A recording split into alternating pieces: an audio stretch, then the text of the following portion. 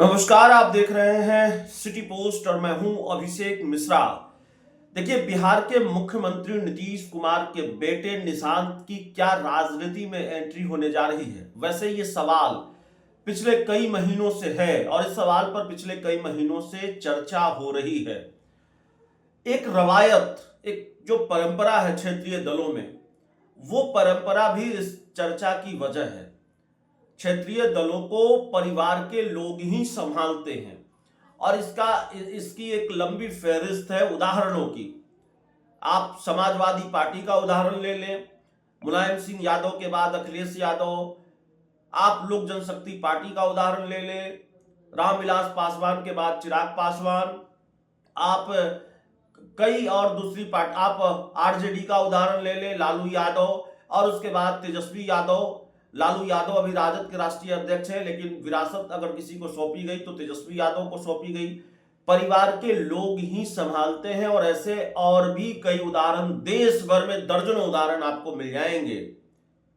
बाला साहब ठाकरे, उद्धव ठाकरे, आदित्य ठाकरे, तो कई उदाहरण हैं। और ये जो पुरानी परंपरा है या क्षेत्रीय दलों की अपनी जो भी मजबूरी हो, उसकी वजह से यह चर्चा है कि नीतीश कुमार अगर राजनीति से दूर होते हैं, अगर उनकी अस्वस्थता, वैसे नीतीश कुमार स्वस्थ रहें ये कामना सभी करते हैं, वो बिहार के मुख्यमंत्री हैं और लंबे वक्त तक स्वस्थ रहें, लेकिन एक उम्र के बाद अगर उन्होंने राजनीति से रिटायरमेंट का फैसला लिया तो फिर जेडीयू को कौन संभालेगा।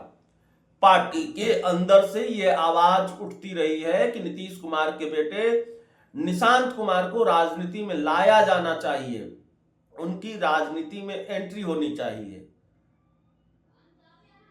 अड़चन यह है कि नीतीश कुमार उसूलों के बहुत पक्के आदमी हैं, कम से कम परिवारवाद के मामले में तो उनका बड़ा पक्का वसूल है। वो लगातार कहते हैं कि जो परिवारवाद का हम समर्थन नहीं करते, और कुछ लोग अपने परिवार को ही आगे बढ़ाया है जी। लगातार वो लालू परिवार पर हमला करते हैं, लालू परिवार पर निशाना साधते हैं। तो परिवारवाद के खिलाफ रहे हैं बिहार के मुख्यमंत्री नीतीश कुमार। ऐसे में उनकी बेटे की राजनीतिक एंट्री कैसे होगी। नीतीश क्यों चाहेंगे कि परिवारवाद को लेकर जो उनका वसूल है वो टूटे और उनके बेटे राजनीति में आए। अब तक अपने परिवार के किसी दूसरे सदस्य को नीतीश कुमार ने राजनीति में नहीं आने दिया है। तो सवाल है कि चर्चाएं यूं ही है या राजनीति में एंट्री होने जा रही है।